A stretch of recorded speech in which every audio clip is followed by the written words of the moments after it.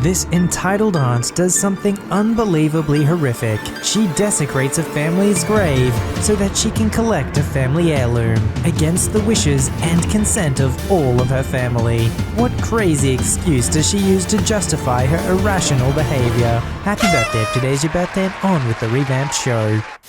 Several months ago, before the lockdown occurred, my great-grandmother, GGM, passed away from old age. She was 108. In the early life, she worked as a jeweler. She made beautiful jewelry for the entire village she worked in. Her most prized jewelry was a rare opal ring she kept with her at all times. It is extremely valuable, and she never ever takes it off unless it's for cooking or bathing. EFA, entitled family aunt, was always jealous of the ring because she keeps saying, "I never have nice things," just like her family, even though her background comes from a pretty wealthy family. Her children at the time were already back with her after they spent a few months in an orphanage, until such time she was fit to be mother again. Her children are the most criminally insane pieces of craps you will ever meet. They have no sense of what belongs to who, and would simply take and take and take. One time they took my phone and got angry because they couldn't unlock it. Story for another day. Anyways, back to my great-grandmother. I was very close to GGM, as she was always telling me her stories about finding certain jewels during her many travels. Her family was poor, but that didn't stop her when she grew up. She basically helped them out of the poor side with her skills. During the will reading and instructional works for the funeral, my great-grandmother specifically said that she be buried with the opal ring. Any of the other jewels, on the other hand, went to me. EFA did not like this. She demanded that great-grandmother give her the opal ring at least as she deserved since she is part of the family, even though genetically she isn't. The will stated that any requests will be immediately denied as great-grandma spent years to make sure everyone got a fair deal on the will. I was most surprised by her generosity, since she hardly trusted anyone in handling her large collection. By the way, she had like 150 different jewels. EFA was warned by her lawyer that she would get nothing if she ever made a fuss. Which, by the way, she did get her watch, which she didn't know was worth like 50,000 euros. EFA got furious that she just got a stupid old watch while everyone else got something way better than her. Not true. My uncle got her car, which hasn't started for 20 years. EFA stormed out with her kids and husband. My uncle, that got the car, and never showed up until the funeral. It was a simple funeral, just talking about how she was in the past. Her crazy antics, like that time she accidentally set her house on fire. Don't leave the grease pot nearby, kids. And of course, her many travels in her youth to many countries to make her precious jewels. Said goodbye to her and so on. She was buried in our large estate of all our families buried. That was that, right? Wrong. EFA and her family, including my uncle, wanted to stay with us for a while, as they were still grieving. She gave a crap about that except for uncle, so we agreed to have them stay with us just for a few days. On the second day I was making myself a drink when I noticed EFA cleaning something with many cleaning products. I said, "EFA, what are you doing?" "Oh, hi OP. This ring is amazing on me, right?" "Where did you get the ring?" "From GGM, of course. I talked with her lawyer, and he couldn't bear to see that gone, so he gave it to me." I don't believe you for a second. Tell me where you got that ring, or I'm telling Uncle. "I don't know what you're talking about. I got this ring fair and square." Alright, I believe you, and I left the room. I went outside just to think what to do. Go to the police or go to my grandma and the lawyer. So I called the lawyer and told her what happened. "Are you sure you saw GGM's opal ring?" "Yes, I'm positive." "Alright, I'm gonna call the police. See me at the estate." So I got in my car and drove straight there. What we saw was gruesome.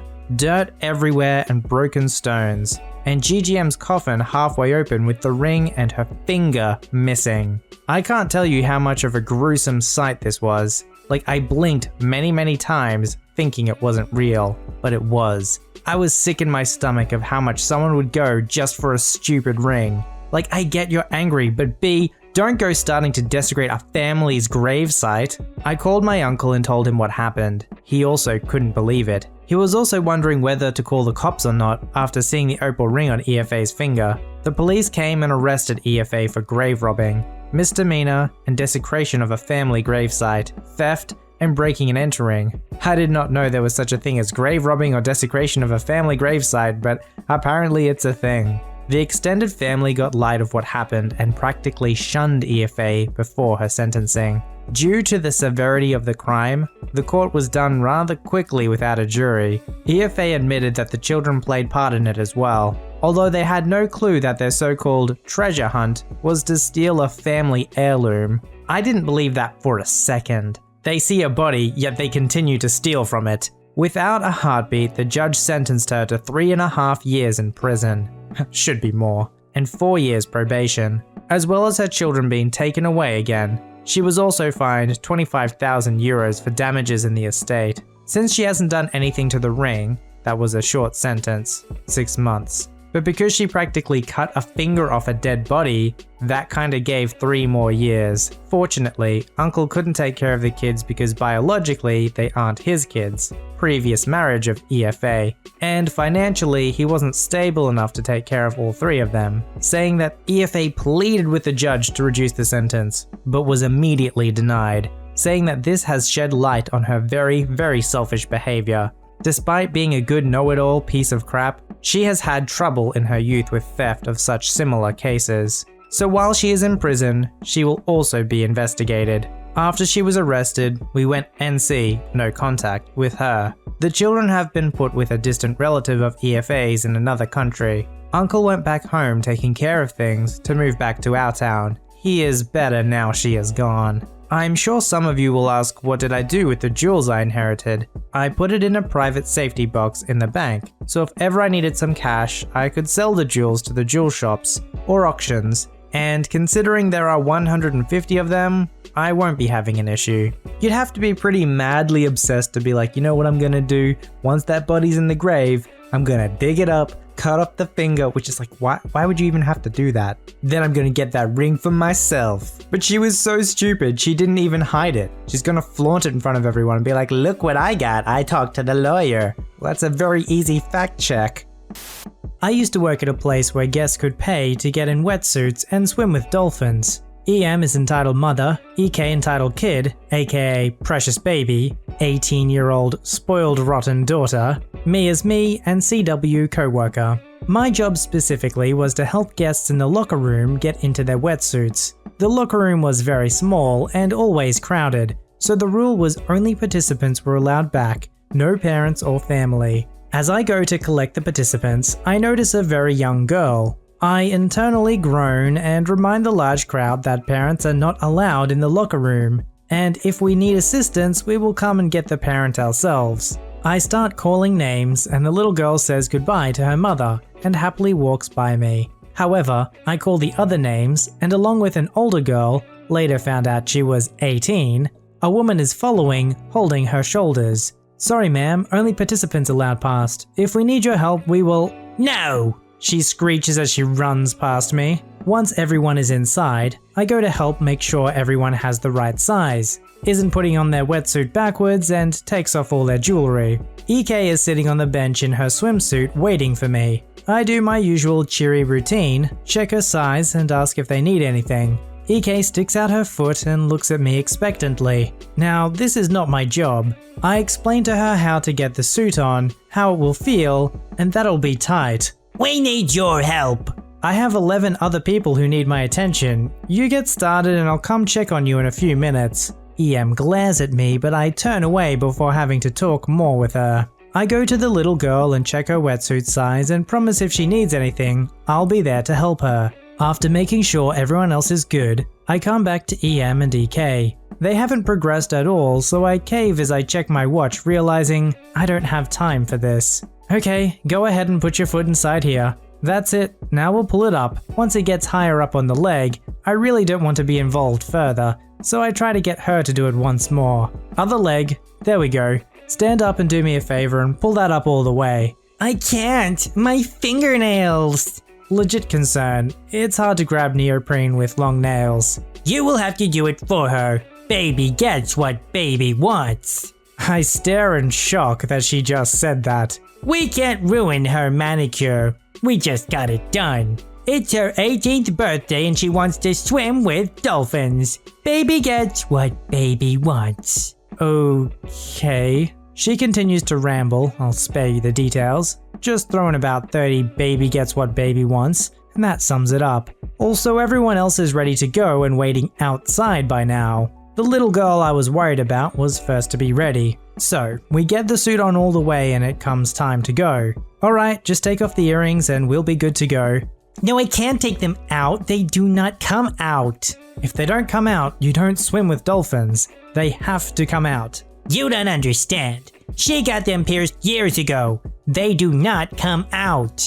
Unfortunately, it's for the safety of our animals, so there are no exceptions. I'm sorry, but if they don't come out, there will be no swimming with dolphins today. Baby gets what baby wants, and she wants to swim with dolphins. Then baby's earrings need to come out. Don't know how I didn't get in trouble for that one. Then you do it. Take them out for her. EK props her head, putting her ear toward me. I'm not comfortable with that. Let me ask my coworker what she wants to do in this situation. Coworker, after I explain, she gets gloves and claims she'll deal with it. We go back in and coworker tries to pull earring out, but it's stuck in. How do they usually get them out? Gosh, how many times do I have to say it? They don't come out. The doctor said not to take them out, so they don't come out. If you just got them done, 30 minutes out won't cause them to grow closed. It will be fine. No, you aren't listening. She got them pierced 5 years ago and they don't come out. Did you never take them out? Try twisting them, then pulling. That's how I got mine out when I just got them pierced and they scabbed over. Coworker tries and it works. Baby gets what baby wants.